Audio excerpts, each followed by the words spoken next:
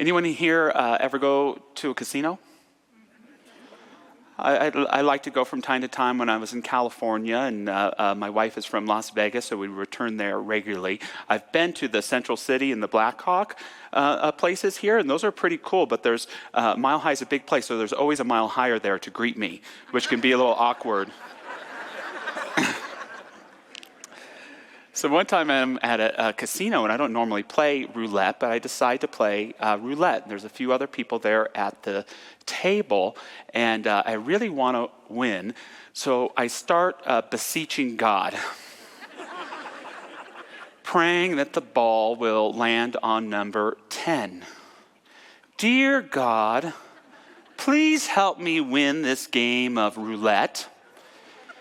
Clearly, I have the most prayerful consciousness of anyone here at this table, and it is my ministerial and spiritual right to win the abundance available to me through this game. And I'm even telekinetically trying to get the ball to land right there, number 10. You've never done anything like this, have you? And I didn't win. But dedicated to spiritual living, it did teach me or reinforce a couple things about this practice we use here called affirmative prayer.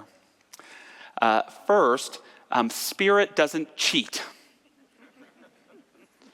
Affirmative prayer is not about bending or manipulating the laws of the universe into breaking the rules of a game or a process in your favor.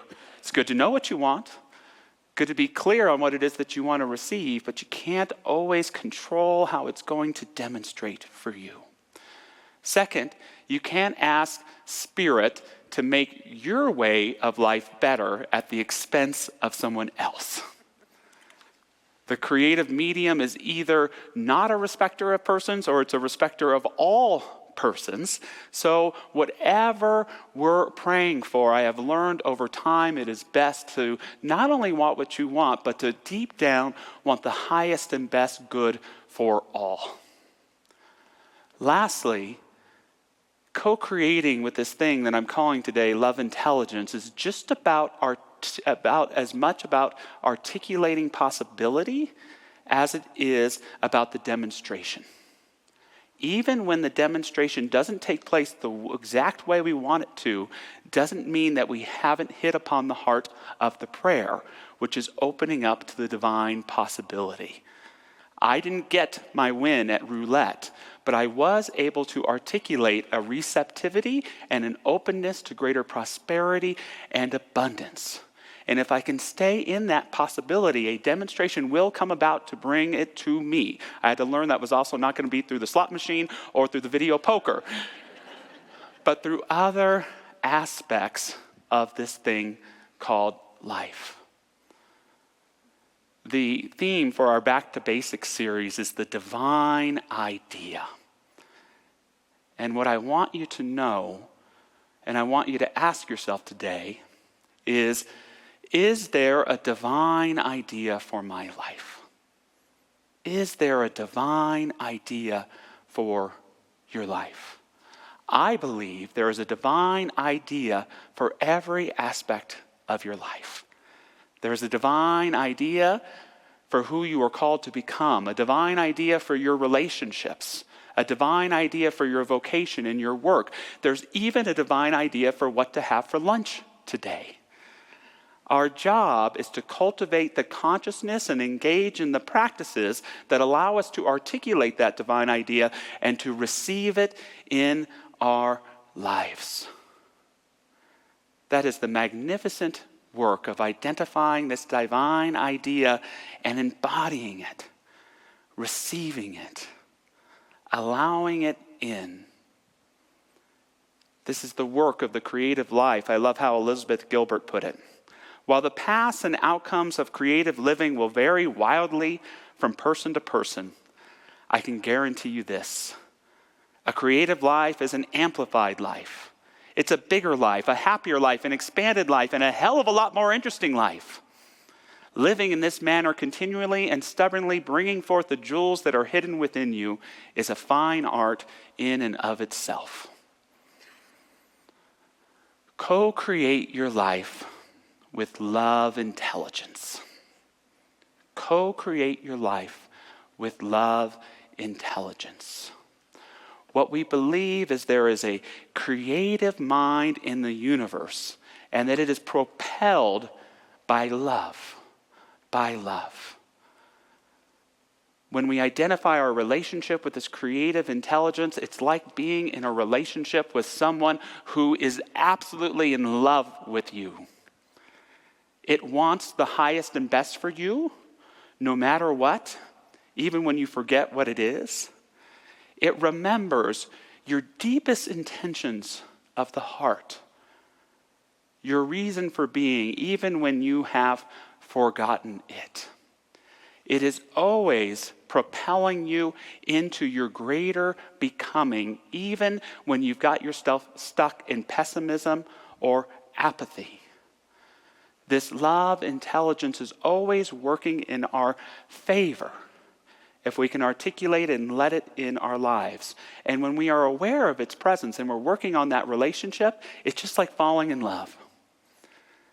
It's just like falling in love. It doesn't remove every problem in your life, but those problems aren't as significant anymore. You have a spring in your step, a song in your heart, and life has a flow. It has vision and purpose and meaning. Our tagline in our teaching is change your thinking, change your life. But just as important is recognizing that we teach here that there is a divine idea for your life that you can articulate, embody, and realize, and that it has plans in store for you. This has been my experience in the spiritual life. And as much as many of us may be here to manifest success and well-being for us, just as much my own spiritual path has been learning about this thing called love, deepening in it, sometimes feeling defeated by it, being uplifted and transformed by it. It was 30 years ago, maybe even 30 years to the day. I was 14 years old, a freshman in a high school, and I'll tell you the story for some other time, but I have Ernest Holmes' classic book, This Thing Called You, in my hand. And I'm reading it, and I'm thinking, oh, this is going to help me get a great girlfriend. This is going to uplift my self-esteem and help me find a great career. And that's all wonderful. And then I hit upon this particular passage. It said, think for a moment upon those few whom you have lavished particular affection. Now invite your imagination to include more. Think to yourself, what would it be like if each person I met aroused in me the same deep affection? And I stopped right there. I actually got a little mad. Love everyone? Well, wouldn't that make the people I love the most less special? Wouldn't that mean that Rachel is no longer my favorite character on Friends, that I have to love Chandler and Ross all the same? And then I read the next line, and it said this: dare to lose your small affection, and you will find it increased and multiplied 1,000,000 times through greater union. Dare to lose your small affection. And my whole spiritual life since then has been opportunity after opportunity after opportunity to dare to lose my small affection. Josh, you think you've loved enough? No. Josh, you think there's more love behind you in your life than ahead of you? No. There is always more love if you are willing to stay committed to growth and living your life with love intelligence. Very happy in my bachelordom, my singleness. I started dating my friend April, who had a beautiful son named Gavin. Before I know it, they're living with me. Josh, dare to lose your small affection. Love has something different in store for you.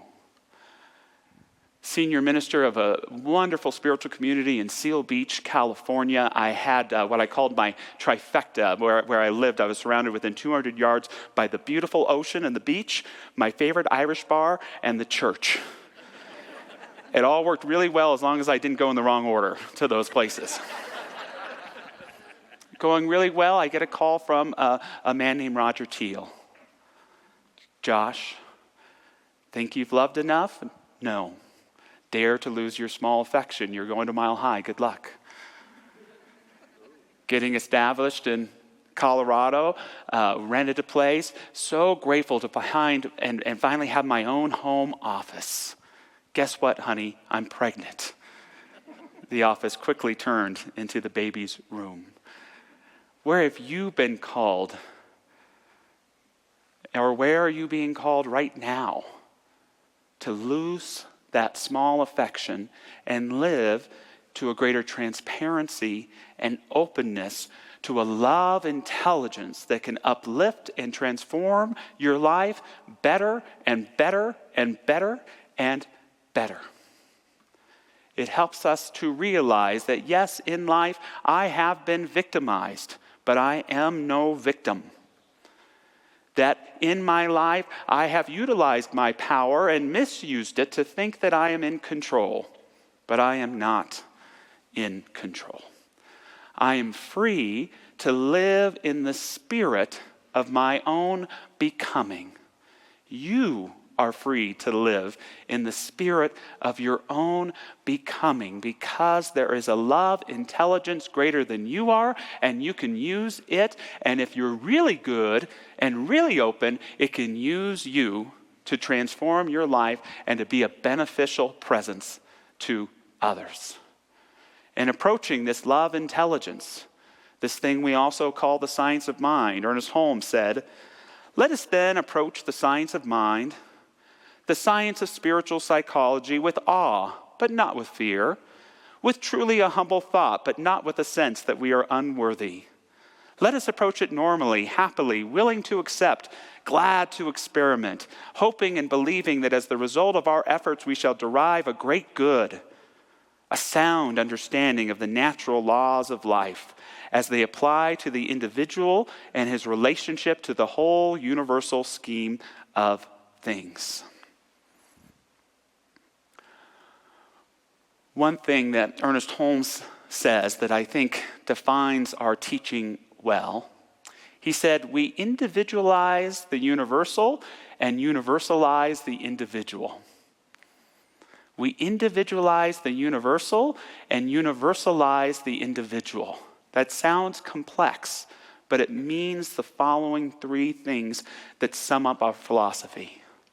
First, we're all one. We are all one. That doesn't just mean that we're all connected. What it means is that the whole of the universe is in each and every single one of us. The whole damn enchilada is in you, as you, the all in all. We are not all that God is, but all that we are is made up of this love, intelligence, this spirit. What this also means is that we are surrounded by a creative intelligence, a creative mind, that we are co-creators with a divine power, and we get to bring a spiritual consciousness to how we behave, to what we think, to what we nurture and seek to grow in our lives, and we are backed up by a magnificent essence and power. It means that the love intelligence that created the universe, be it through the Big Bang or through the creation of the heavens and the earth, as we read it in Genesis, that very creation story is happening for you and for me right now. And it has a divine purpose. And that is that each and every individual has the opportunity to realize dignity, prosperity, liberty, happiness. That is the divine purpose of every being, no matter what religion they are, political affiliation, sexual orientation, etc., etc. It's for all of us. I love that about our teaching. The possibilities of the individual being surrounded by a creative mind and being all one. That's our whole teaching. That's the whole thing. And yet, and I mean this in a wonderful way and a slightly self-deprecating way, is we can sure make it confusing. We can sure make our teaching confusing sometimes. One, and it's something that's wonderful and unique about us, is we are a church, and yet we're not necessarily a religion. We're a church, but we're not necessarily a religion because our religiosity is about including the great wisdom and the best that has come to us through all faiths. We love wisdom. We come to us through a divinely inspired book or a great comedian or a philosopher. We synthesize it all, and that's what our teaching is all about. Another thing that's true about us is we're open at the top. What that means is our faith is fluid and not stagnant. That yes, we are based on principles and values that have been around as long as humanity has existed, but we still want to learn. What's that James Webb telescope teaching us? What's that philosopher or comedian or psychologist telling us? What does science have to tell us about the truth of who we are? We're always evolving and growing. Lastly, and this is more the self-deprecating part, we call ourselves so many different things, right? Religious science, science of mind, centers for spiritual living, Mile High Church, new thought, ancient wisdom. These are all wonderful names, but they can be hard to describe. The truth about our teaching is it is based on principles that go back to the initial evolution of human consciousness. We believe in the principles of the Vedas and the Upanishads of Hinduism. We believe and integrate the great ideas birthed through Plato and ancient philosophers. We believe wholeheartedly in the transformational teachings of Jesus to live in love and forgive and to practice the presence of God. And yet we are uniquely born of a movement, a spiritual movement that happened in the 19th century that became a combination of the mind-body connection through prayer and through healing. And Ralph Waldo Emerson's individualism, optimism, and idealism. These two things came together in a very powerful way to become the New Thought movement. Ernest Holmes, our founder, became a part of this movement. And he started something called the Institute of Religious Science, which would become the Church of Religious Science. And he wrote a book we call our textbook called The Science of Mind, which he initially entitled The Science of Mind and Spirit. About 15 years ago or so, we were called the Church of Religious Science, and people started to feel that it was too weird. We'd say, oh, we're the Church of Religious Science. And someone would say, well, is that Christian Science? Is that Scientology? And so there was talk about beginning to change the name. I wasn't against it because I'm kind of competitive. I think I'm wrong, but I was really competitive. When that famous Scientologist Tom Cruise gets asked, is that religious science? I want him to be pulling his hair out and say, no, they're the ones that believe we're all one, that we're a part of a creative mind, and that we're here to improve our lives and others through the wisdom of this divine knowing. That's what I wanted to see. But we now call ourselves Centers for Spiritual Living. And I love this phrase, spiritual living, because it emphasizes spiritual practices, which is what we're all about. And a lot of people started getting uncomfortable with this word church. It turns a lot of people off. We here are Mile High Church, and we kept the church, honestly, I'm sure, because of brand recognition. But I also think, and who knows, maybe we'll change it one day, that we're called here to reinvent church. That we're called to take this sacred, ancient medium of bringing together people to worship and connect with the God of their own understanding and to apply it in inclusive, relevant, resident ways that can help us to live better lives connected with our inner source. That's what we seek to be. So we can call it whatever we want, but if you want to embrace this philosophy in your life this year, a few things.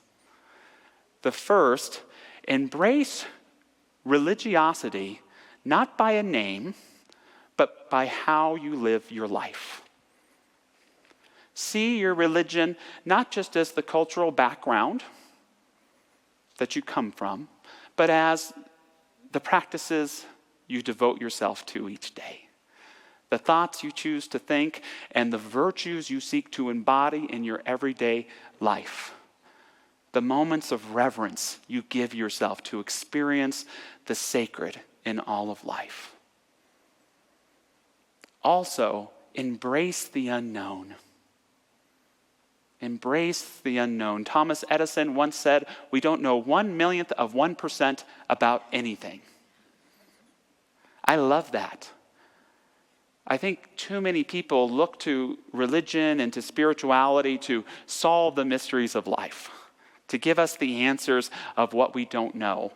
For me, that's an incorrect purpose. A good spiritual philosophy connects us with the mystery of life and allows us to delight and celebrate and even grieve richly in the not knowingness of what is. We are here to listen and to evolve and to grow. And lastly, give yourself to this love intelligence. Co-create your life with love intelligence. It will be the most important, powerful, meaningful thing you will ever do. And love intelligence will become an essential and central relationship in your life. One of the things I want each and every person to leave this sanctuary or turn the internet off with today is a creative affirmation. What I want for each and every one of you is a creative affirmation. What I mean by that is I want you to have an affirmation that you can say every day that grows and grows in its meaning and grows you. So it shouldn't be too specific, like I will win $1 million. Right? It can be something like, I am deeply loving and profoundly loved. I practice kindness first wherever I go. I experience the richness of life in every experience. Think about what it could be for you. You can think of an area of your life where that affection has dimmed, dulled, or become perhaps even sharp and prickly. And think of an affirmation that you can say each day in your morning practice. I am loving in new and profound ways. And you get to think about that day ahead of you and say, where can I manifest that in this encounter? And doing something thoughtful and caring for my partner. And doing something caring and meaningful for me. We get to see each day how that affirmation might anoint itself in our lives, reveal itself, and grow us in new and profound ways. An affirmation for us today, coming up on the screen. I give myself to love intelligence and release any sense of victimhood. Will you say that?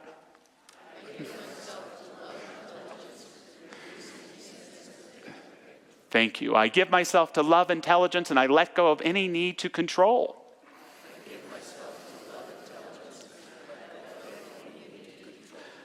I give myself to love intelligence and live freely in the spirit of my becoming. I give myself to love intelligence and live freely in the spirit of my becoming. Our job is to not decide and direct what the demonstrations of our life is.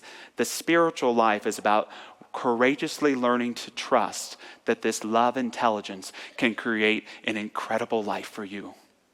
This love intelligence can create an incredible life for you. It's the most beautiful, rich thing to know in the whole world. Joseph Campbell once said some advice given to a young Native American on the day of his initiation. In life, you will approach a great chasm. Jump. It is not as wide as you think. Kurt Vonnegut said, we're all just falling from the sky and growing wings on the way down. Terence McKenna said, throw yourself into the abundance of life and find that you do not hit on a rocky ground, but on a feather bed. It's about courage. It's about trust. And it's about allowing this creative love intelligence to operate in your life. Henry Nouwen was a great Catholic teacher who created an inspiring, unlikely friendship with the Flying Radleys, who were a trapeze circus act from Germany. The trapeze is when the flyer shoots into the air and there's a catcher there to catch the flyer and swing him to the other side, usually at least presenting us the illusion that death is possible for the flyer and perhaps even the catcher. Nouwen got to talking to the leader of the Radleys, who was the flyer, and the flyer explained this about the role of the catcher. I must have complete trust in my catcher. People might think I'm the star, but the real star is Joe, the catcher. The secret is that the flyer does nothing and the catcher does everything. The worst thing the flyer can do is try to catch the catcher. I am not supposed to catch Joe. It's Joe's task to catch me. If I grab Joe's wrists, I might break them, or he might break mine, and that would be the end for both of us. A flyer must fly, and a catcher must catch. And the flyer must trust with outstretched arms that his catcher will be there for him. I am not asking you to throw yourself with complete abandon into the unknown divine. What I'm asking you to do is to give a little of yourself each day, to open up, to allow your affection to be expanded, and to allow this love intelligence into your life so that it can provide the healing, the opening, and the possibility to do what it was very much designed to in a divine creative mind for your life and for mine. Moving into prayer today, invite any of our beautiful prayer practitioners to stand and join me. These folks are available for affirmative prayer, affirming your relationship with love intelligence. So in this prayer, I ask myself, am I truly open? Am I truly open to receive, to become transparent, to allow to seep through the magnificence of a divine creative power? Can I accept myself as I am to be worthy enough, willing enough, valuable enough to know that the right of a divine intelligence has existed always for me? And even if I'm only seeing it at this now moment, I know it has been there all along. Am I open enough to release control, force, the need for recognition, and to allow this love intelligence to be a light, a guide, a beacon on my journey? Can I trust this love intelligence to show up when I need it and to surprise me when I didn't think I did? To speak through loved ones and through strangers and in a consciousness that holds a grander view and accountability for all people and for our planet. And can I love myself enough to give myself to love? To know it's what I really want and what I really need. And the rest is just allowing it to catch me and do its thing. Let's let love do its thing. And so it is.